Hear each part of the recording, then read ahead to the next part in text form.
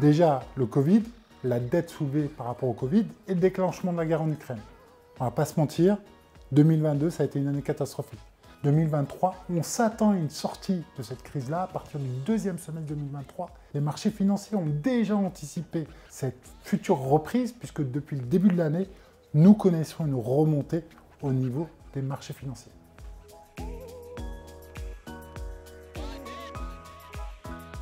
C'est très simple. Quand vous allez sur de l'immobilier et sur des marchés financiers, on sait que sur du long terme, donc sur des périodes de plus de 10 ans, sur les marchés financiers, on est en moyenne à plus 8% chaque année.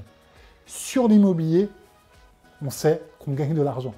Si on arrive à faire les deux à la fois, c'est-à-dire profiter de l'effet de levier du crédit, plus investir de manière progressive et de manière mensuelle sur les marchés financiers, là on a le combo gagnant pour préparer au mieux sa retraite.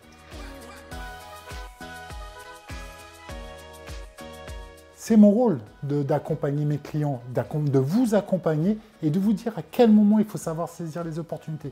Tout simplement, quand ça va mal, il y a des opportunités à saisir. Et je suis là pour vous accompagner et vous dire à quel moment y aller. Les marchés financiers, ils ont chuté de plus de 30% sur l'année 2022. Qu'est-ce que je dis à mon client? Est-ce qu'on achète quand les prix sont chers ou est-ce qu'on achète quand c'est les soldes? Là, on a les soldes actuellement sur les marchés financiers. Je conseille à mes clients d'aller sur les marchés financiers maintenant, puisqu'on sait qu'on va avoir une reprise et on sait qu'ils vont gagner de l'argent. Et depuis le début de l'année, tous mes clients qui ont investi ont gagné de l'argent en un mois.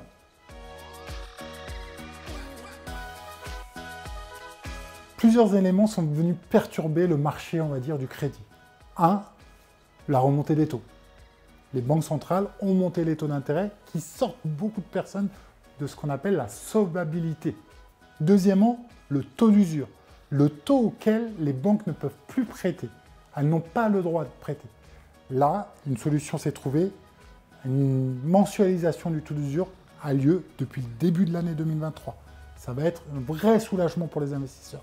Ce qui inquiète beaucoup en fait les banques centrales, c'est la dette des ménages. La dette des ménages est passée de un peu plus de 50% à 102% depuis quelques années.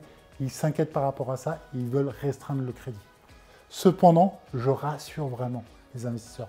Ceux qui veulent et ceux qui peuvent, on pourra continuer à vous accompagner et à créer effectivement du patrimoine via l'immobilier.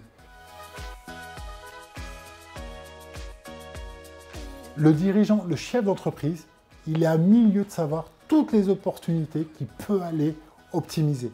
Mon rôle, c'est de le conseiller et de l'accompagner au mieux de ses intérêts pour faire en sorte que cet argent reste un maximum dans sa poche.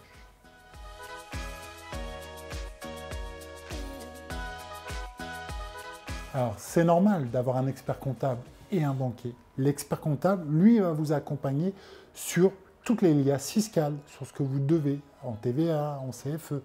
Le banquier, lui, va vraiment être présent au moment des financements que vous aurez besoin.